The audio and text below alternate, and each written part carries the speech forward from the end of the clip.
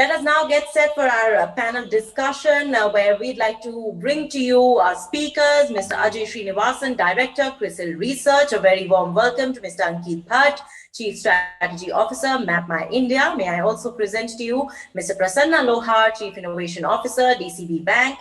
And this session will be moderated by Mr. Rajnil Mallik, Partner, FS Analytics, PwC. Let's look forward to this session on the role of digitalization, revolutionizing customers' expectation and creating smarter NBFCs.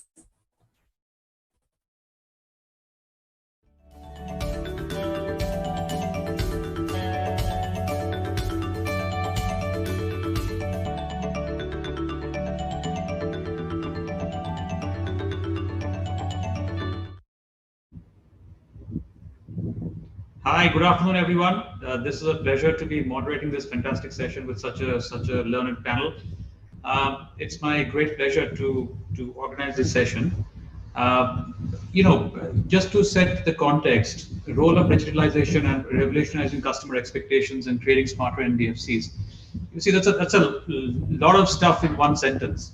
So, each one of these, I'm sure will have multiple perspectives from all of you.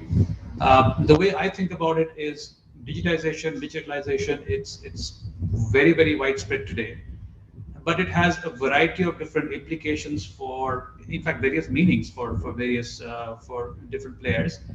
In addition, customer expectations, we all know it's been accelerated by the pandemic, but it'll be great to hear from you how you are seeing specifics of the customers reacting to this in your business.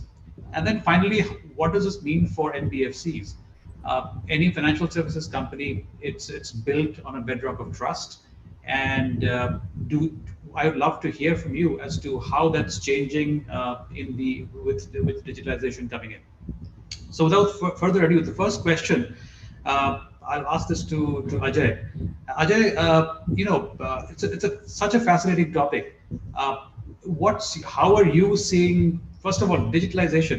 In your area, you deal a lot with data, you deal a lot with the banking sector, NBFCs.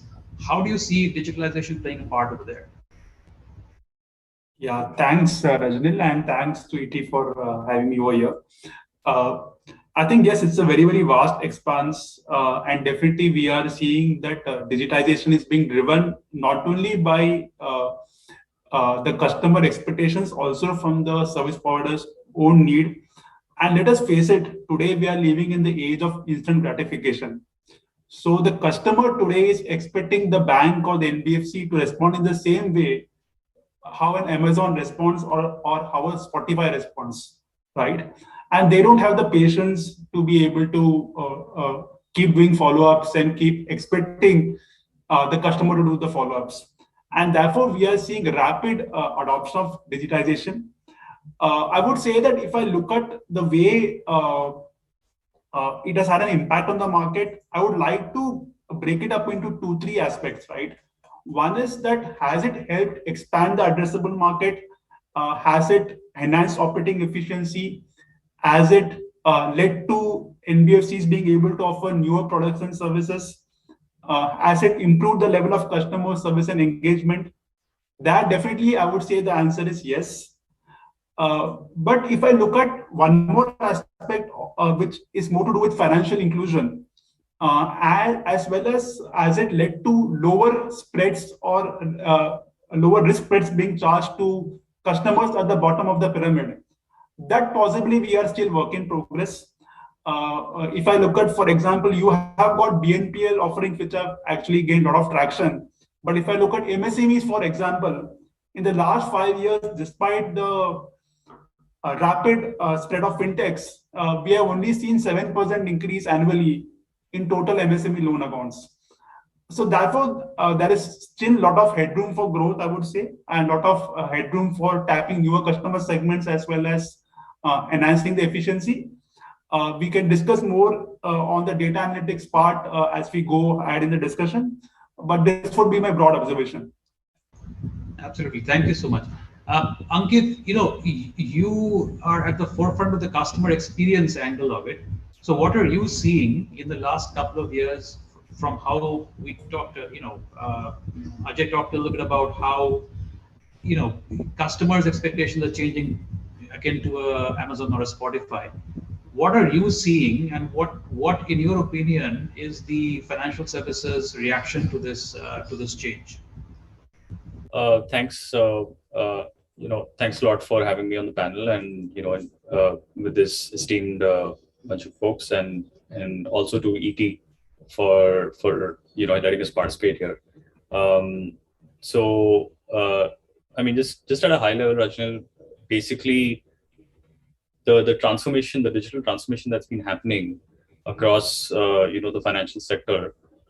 We've seen many use cases of our products and utilization, but it's been encouraging to see what different types of different types of companies, different ages of companies are doing, and we see, because we are an infrastructure platform, right? We would see almost similar to what AWS might see, because everyone utilizes what we have in very creative ways, and we're always very curious to see what is that creativity.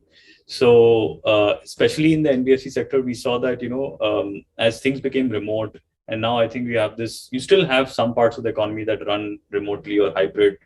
Some parts of the economy that still run like pre-COVID. One thing that we've seen is verification. So verification, and most people sending an address. I don't know if that address exists, whether that landmark is mentioned or not, whether village is the same as the pin code, like all of these questions, right? Like fundamental checks that can be made basis what the consumer inputs. And we've seen different sites, like some NBFCs doing a post facto. So it's taken all kinds of addresses and then run intelligence on it. And some new age financial institutions running not only pre-facto, like on the go as the customer is doing something, like finding out intelligence. Like for example, if you were to disperse a loan on an app with like a couple of clicks, you would want to at the same time have their live location, and as they are making some entries, know if there is some kind of correlation between the address that they are putting and the live location that they're at, if they mention that's a work or office. But there is some logic around, because your phone is essentially a sensor of yourself, right? You can take location, you can take many other sensor inputs, you can take the camera as the input. There's so much more, right? That's one interesting one, where you're doing complete video based or KYC, remote KYC. In other cases where the verification is basically basis a field person that's going to, so I give my address, someone comes and visits me. Very common question, whether it actually extends to insurance also. Like term insurance is very similar to some financial products, some banking products, where essentially you just want to know whether this field person is being visited you or not, right? Like, and this is a very common question everyone has. So you have an address of an applicant, you have some outsourced agency that's gone and visited, and you have a lat long or a location that the person's given. How far or how close are they? Very simple question. So all of these are automated, machine learning based verification procedures that we have infused into, and that's definitely helped, further, prune that verification. So that's one example. I hope that on the which is the first touch point of the customer, like who are you, and do you actually exist in that particular location that has been there. There's a lot more basically as the financial instrument changes. So it's like a loan for a property or something of that sort. In those cases, basically you would want to know more information around that area, right? Like what is around that area, what are the roads like, what is the traffic like, is there a just the amenities around that area in the catchment. So these are all interesting questions that we have heard, and we've been able to help institutions, and they've been able to make better decisions basically. So really, you're seeing how the customer is thinking, and at different point, and the NBFCs are thinking, and it's really horses for courses from what you're seeing. Yeah. On a similar vein, Prasanna, let me turn to you. Should we also think of NBFCs as there's a spectrum in even there, right? So some are absolutely cutting edge, some might not be. Do you see any of that, or would you say it's kind of a broad brush approach? Can you just repeat last line?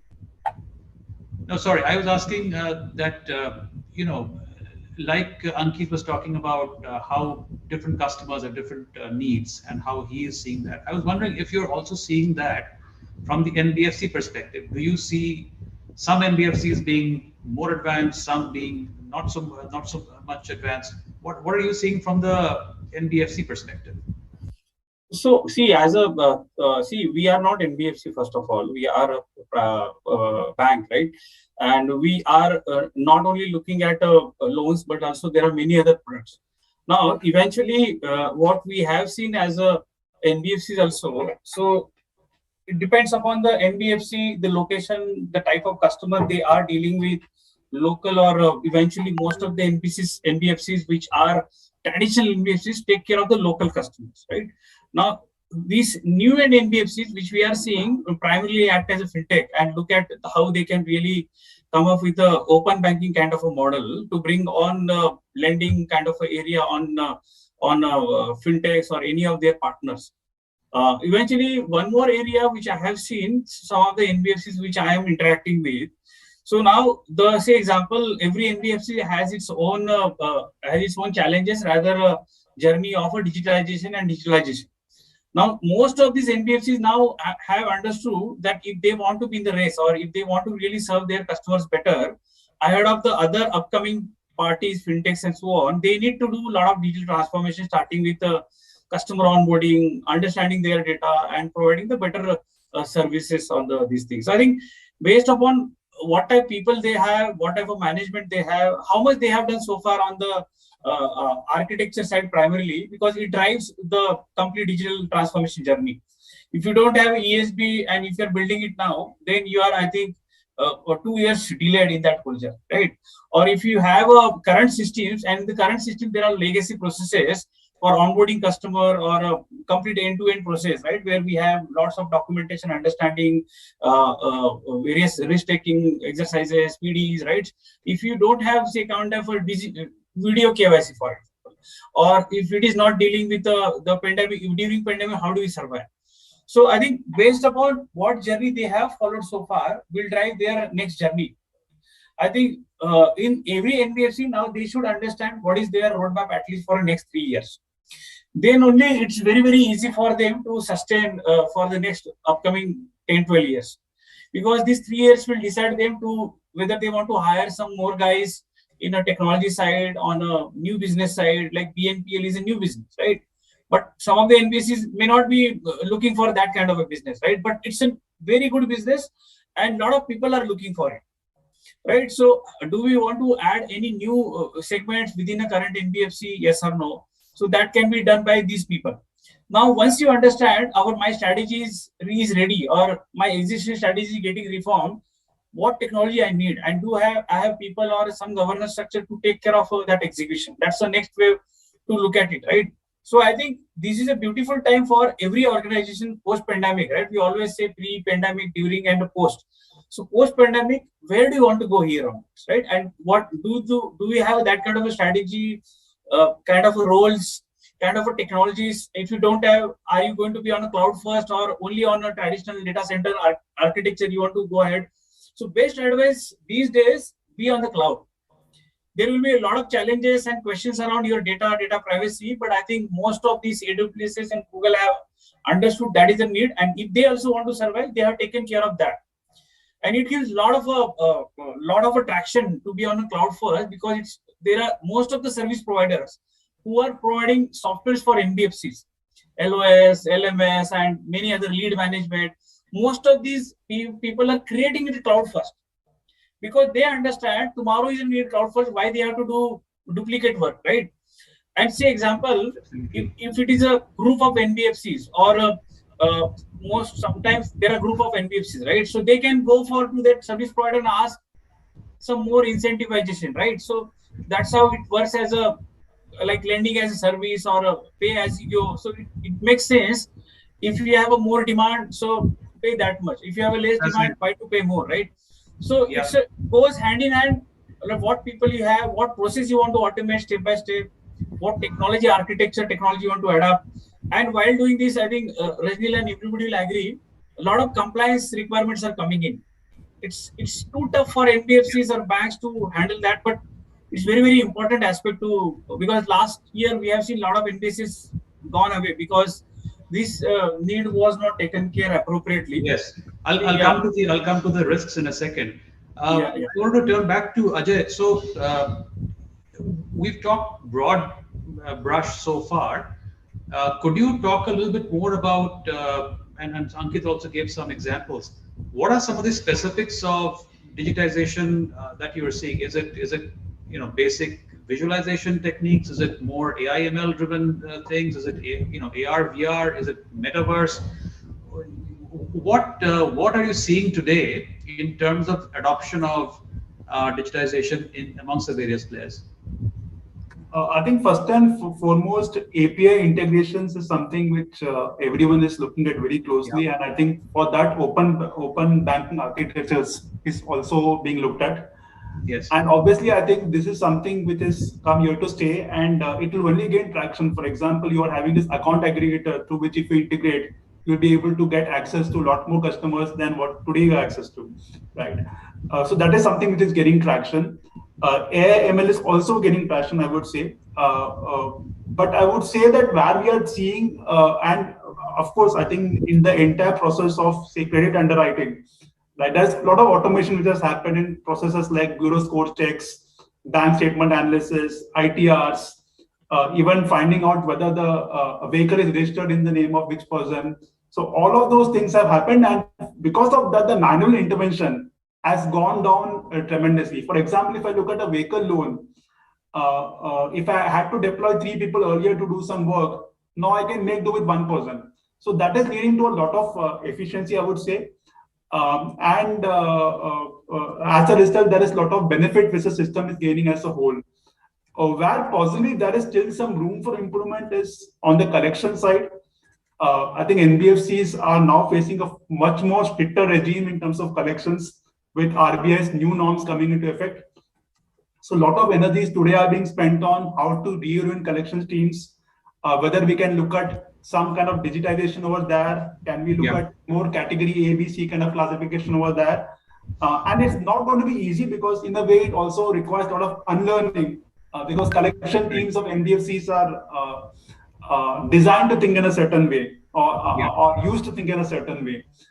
So therefore, I would say that we are seeing very promising signs, and the going would only get better. And as Mr. Lohar stated, if you don't change, you will fall by the wayside.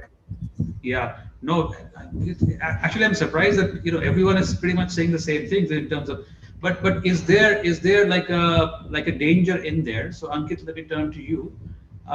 So clearly, if I were starting an NBFC from scratch today, there is so much to do. Is there? How do you think of ways to prioritize some of the technologies that NBFC should be thinking about today? Given, I think Prasanna made the point that the timing seems to be right post pandemic, and the technology is there. But is there how do I prioritize? Well, I think a good thing is that a lot of the technologies are now very easily available. Like I think Ajay also talked about just the APIization of everything. So there is an API for something, and people are building. Actually, sorry, I'm wrong. There's an API for everything, and some people are building, building stuff on top of that API. They are building integrated businesses. They are building like broker-based businesses. There is just interesting because of that API system. People who want to play in a very low-margin business or an intelligence business. So all of these, this APIization is enabling, I would say, new models and new companies, and old companies are also kind of transforming themselves and doing new things. So if someone wants to get started right now, there's no better time than than starting to think from scratch completely and just utilizing everything that's available. There's a lot of data available. There are even older companies that we've met that have said that they are let's say they want to do some kind of consumer leasing of vehicles. So very interesting that they were able to pull in APIs of for certain types of consumers and know that is this consumer, even if it's a very small set of consumers. I was just fascinated by the fact that they could take a decision by pulling in data about the consumer and saying, yes, I will give him a lease, which is unknown in India, right? This is a US phenomenon that you can take a lease for a car. And there is a imminent threat when you take a car lease. Not so much related with the loan, but still, I think that's something that gives you a idea into what's happening. Definitely, the amount of now whether this data is ubiquitous, maybe not. Maybe it's not there for everyone, but it's there for a certain section of society, and I think that's going to increase. But there are more and more of these companies, like I would say, even payment companies that have incredible information. So yeah, I think it's a great time to just think from scratch. That's one. With the data that's available with a lot of the companies that are selling it or giving APIs. And second is just utilizing what all is there with us. Like a phone is incredible as a sensor. There are IoT devices that are incredible as sensors. Devices, for example, I think there have been models where people are able to, if there is an asset, so if it's a large asset, they're able to monitor that asset with an IoT device. The utilization of that asset, and in cases where there's, for example, a very large asset like a JCB instrument or something, and that typically is not bought that frequently. It's lent actually. So you need to just monitor, okay, you've used for this much time and this is the model. So the IoT devices also enable fundamental new business models, or at least assist in that. So the data coming in from phones, from different sensors in the phone, IoT devices, this is also kind of enables new age thinking around how you're going about that specific, business that the NBFC or the financial institution going after. So I think it's an interesting time to look at all of this. Fantastic. Prasanna, let me turn to you again. Clearly, we agreed that this is the right time. Clearly, there is an API for everything. But are we missing anything? For instance, do you worry that the technology may not be ready, that the data might not be ready, that the AI ML model which is sitting at the that's sitting at the back making the decisions, that may not be fully fleshed out, or the implications of those might not have been completely thought through? Do you worry about those at all? No, I think technology was never a challenge for anybody, right? So I think because it always evolves, right? Go back to 25 years and come back to this year, right? And again think of next 25 years. That's the evolution we have seen in our life. And technology was never a challenge, rather it keeps on evolving.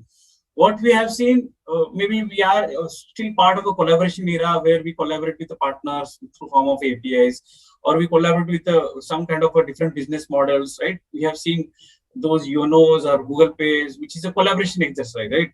Tomorrow or a day after, or maybe after a few years, it will be autonomous, right? When will be era of 5G or wearables? I think Ankeet and Ajay was talking about that type, right? But is that really helpful for our customers? Eventually, today we may say yes or no, but it is going to be, because customer is going to drive us. So I think technology is enabler, right? So if it is a AI today, tomorrow it is a smart AI or some kind of a human AI, there are a lot of varieties are coming up.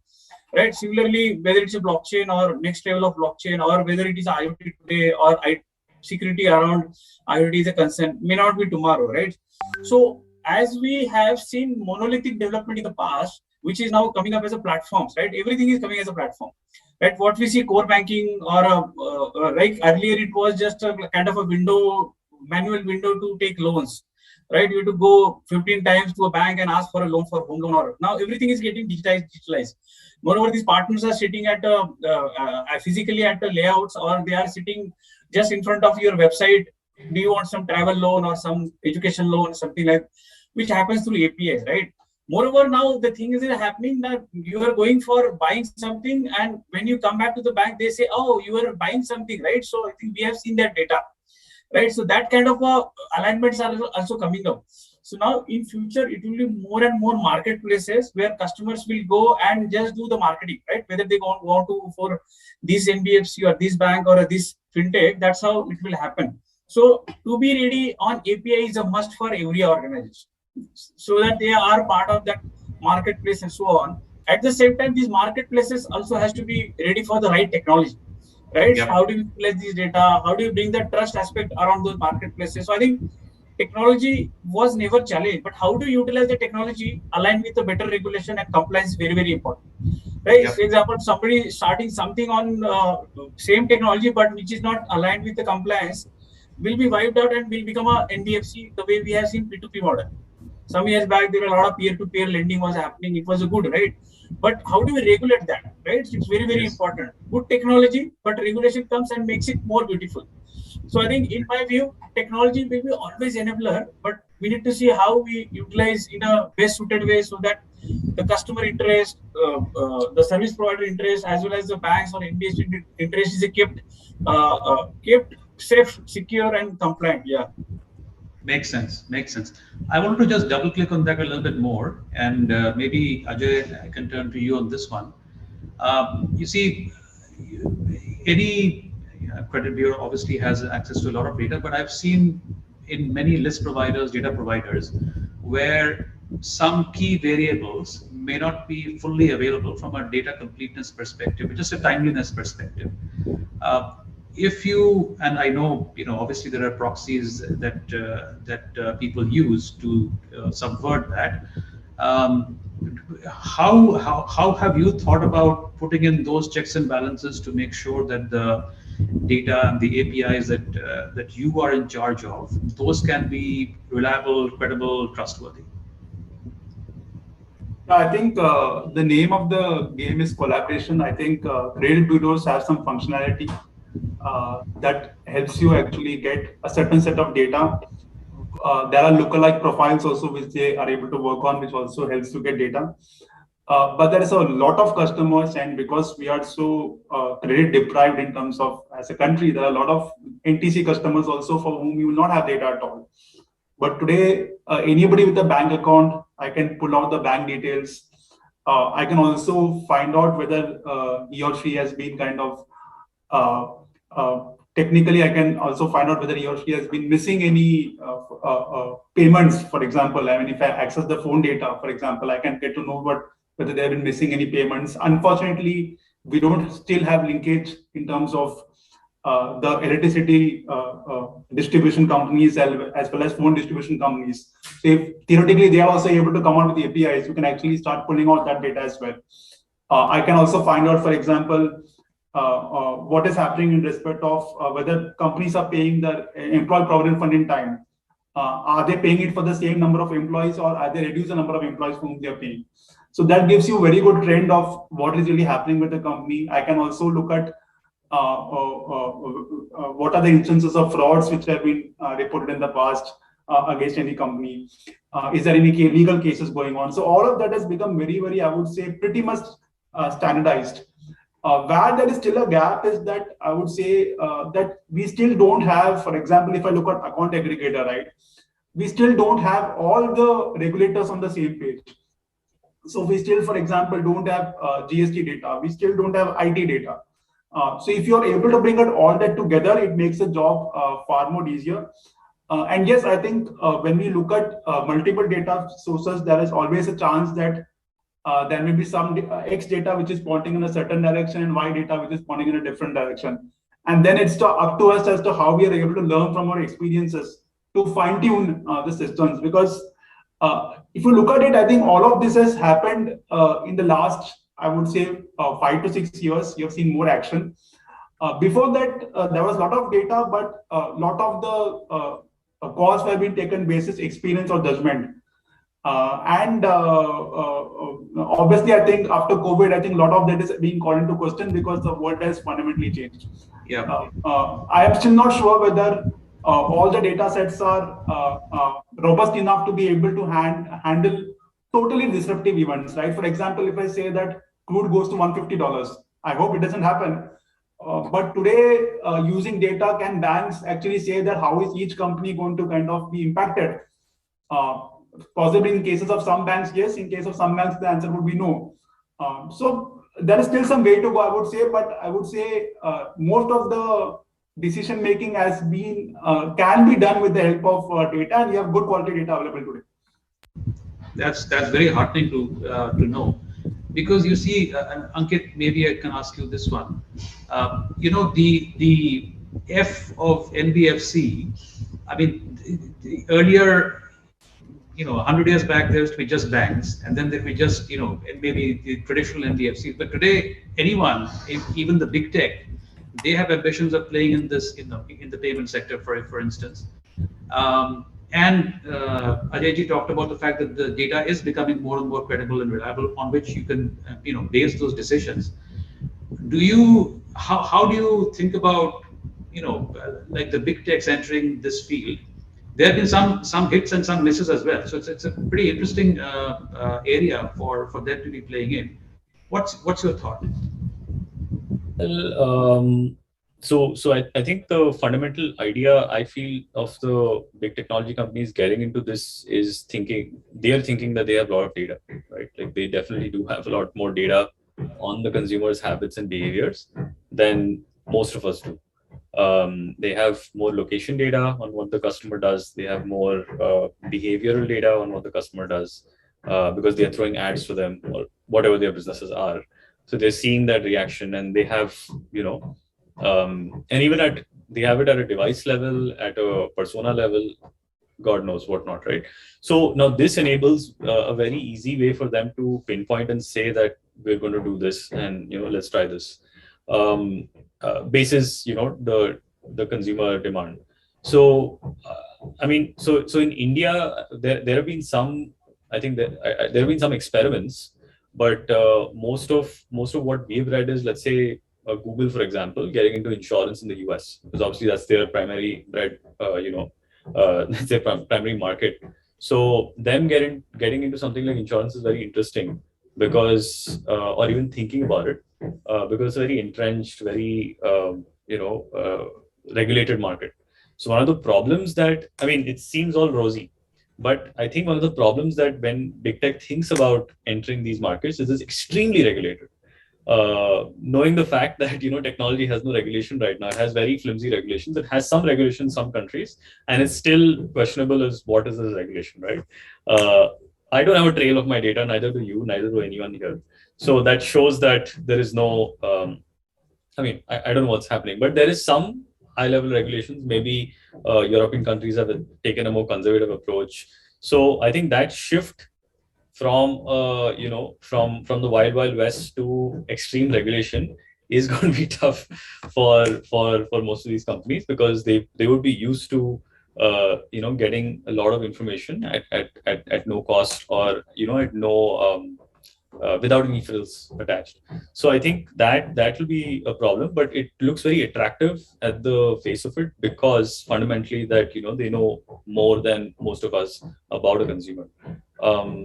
Yeah, that's kind of my reading, and also that their handle on technologies much more stronger, which is they attract the best engineers. Yes. They attract the best breed, so they could build the best data science and algorithms. They integrated the cloud, right? So yeah, so I think that full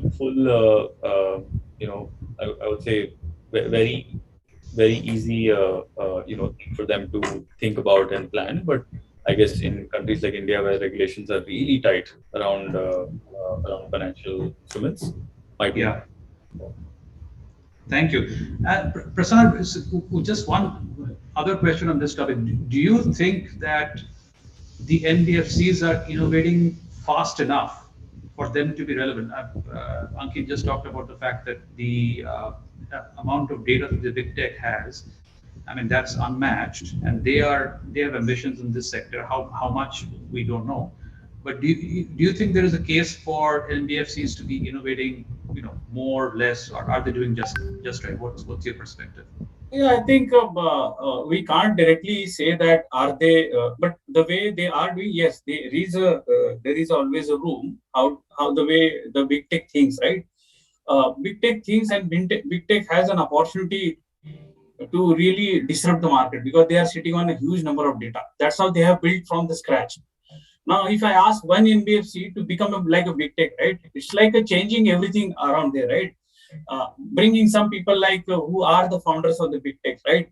Or people within that organization, they build that technology stack Ankeet was talking about, right? The future first technology stack. So rather just go back and see where we are as a one NBFC or as a are we in that orbit? No. Then how do we bring my technology adoption, digitization? So it's, if I have to measure it, is around 4 or 5 aspects, right? So what type of people I have, right? Do I have a chief digital officer in my NBFC? Do I have a chief innovation officer? Do I have a chief API banking officer, right? No, I think you are not there, right? Just accept it, you are not there. But opportunity is that, how can I go to the next orbit now, right? Second aspect, okay, how many processes we have as an NBFC? Suppose there are 100 processes, how many processes are digitized and digitalized? That gives a right index to where you are as a NBFC, right? So your onboarding, your internal processes, do you have still man in behind, right? For every process, make a checker, what is that need? Because it's aligned with the compliance. But tomorrow you can bring on more automation out there also. Third thing, which is important aspect, technology. How many technologies have you adopted? Are you on a cloud? Do you have a right API platforms or AI platforms? Four things around, how many partners you have around you for every aspect, or are you developing in-house? So do you have an in-house team who is really like a big tech company? No, or are you partnering with some company who is providing agile reports, or still you are frictioning around CRs, negotiations, and something like that, right? Yeah. Then regulation aspect comes into picture, which everybody has to adhere. So let's not go there, because everybody has to be there. But how you are really taking care of that regulation while you are developing every platform, so that you should not have that room to go back and revisit again and again. And I think keep talking to your customers, or seek your feedback through voice of customers or some kind of platforms or social media, right? Are you there, right? So you're understanding your customers physically or through digitally. Maybe are you understanding your internal employees? So when you have this whole equilibrium of all these areas, certainly you have an answer. Are you really doing well, right? Or in a nutshell, there are, just to answer your things, I think there are NBFCs who are really driving this very well. But if you look at all NBFCs, we have a lot of room to really take care of, like we have a RBI, or we have a lot of regulators. They are the way they are driving banking, right? You have to do digital payment security control. You have to do mobile app, right? 20 years before, there was hardly a mobile banking app. That's how, if you have to increase the speed of adoption of digital transformation, there has to be somebody which will take care of all those NBFCs together and say, this is a platform, please adopt it. Could be like a UPI-like platform where your end-to-end customer journeys are taken care, right? So I think we need to see that aspect, so that as every NBFC has its own journey, but Yeah. this additional force also can be helpful, like account aggregator we spoke, right? How Right. that data can be utilized. Or No, I tomorrow, think your framework that you gave, that's actually very helpful. And the fact that you talked about the organizational aspect of it, that I think is actually often overlooked. yeah, but what is happening today? Every NBFC, some NBFC are into top league, but Yes. most of them are mid league or lower league. They are now looking left, right, and saying what I should do to be there, right? So what they do, they hire some advisors. They look at those advisors, what they have done. So it's a lot of friction, although it is required. But how can we, as a whole ecosystem, how can we help? Because ultimately, our aim is to bring lending experience to almost all Indians wherever it is required, SMEs primarily, or most of them, right? So I think that way we can give this answer. But in a nutshell, yeah, answer is yes. We have some of these NBFCs who are really doing better job. Yeah. Yeah. No, Just thank you. want to quickly, Uh, maybe for like 5 seconds, just add to what Prasanna said. I think he touched on a very good point. UPI made the payments ecosystem in India. You need some kind of a unified, lending system or something that is platformized so that people can build on top of, which is not for profit. So just wanted to add maybe a Yeah, absolutely. ULI or something like unified lending interface. Just wanted to add that. yeah, we are almost out of time. Any last thoughts? Let me just go around the table and get your last thoughts around future of NBFCs, and what they should be doing to kind of be successful. Let me start with you, Ajay, maybe.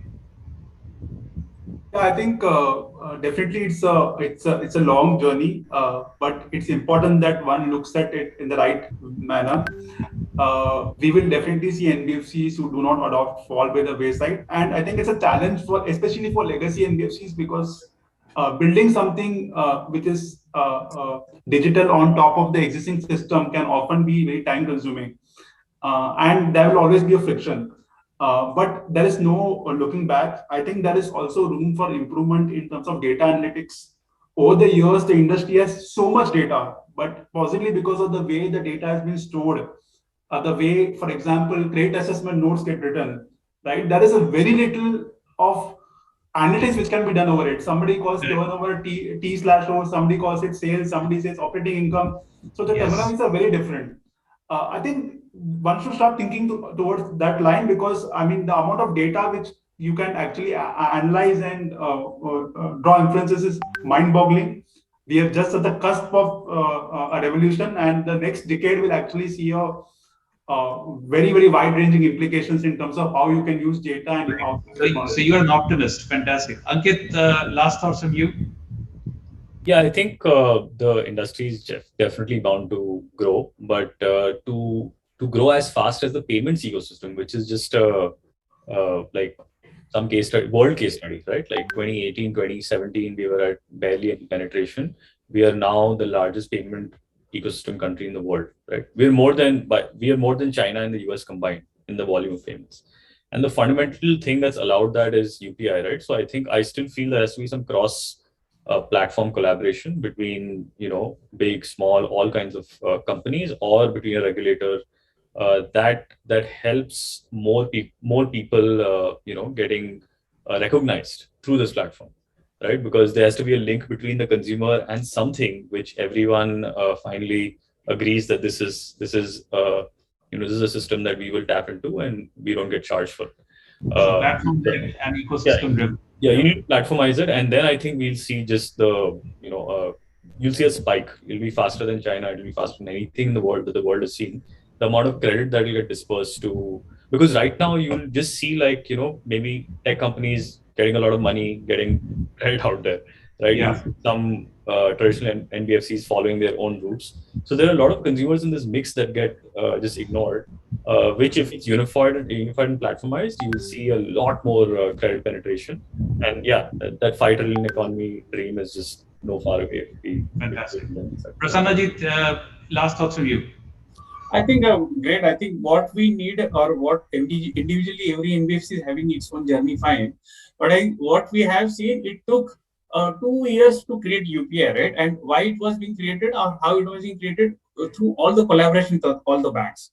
They Yeah. used to sit together. I think largely 4 months took for all banks to come sit together and taste it in collaboration and make it happen, right? And what pandemic, or what demonetization has done, has given a huge adoption. So I think we need that kind of a movements, NBFCs coming together. In my limited knowledge, I'm not sure whether we have that kind of a association or consortium, which will drive a lot of use cases for our NBFCs together, right? So I think that was an era wherein we used to compete each other. But I think apart from competition is always good, but collaboration is these days giving a lot of attraction, right? So that's how we Fantastic. need to look at how can we immerse some innovations, right? We need to look at a larger aspect at the India level, right? So that's how I think we can really see the So momentum national of level, new innovation. Yeah. collaboration. What a great way to end this session. Thank you so much, my esteemed panelists. It was a pleasure having you, and thank you, ET, for facilitating this great conversation. Looks like the future is very bright for NBFCs, Thank you, but we need Rajnil. to work on a couple of things. Cross, national level collaboration seems to be the thought of the day. Thank you so much, everyone. Isha, back to you.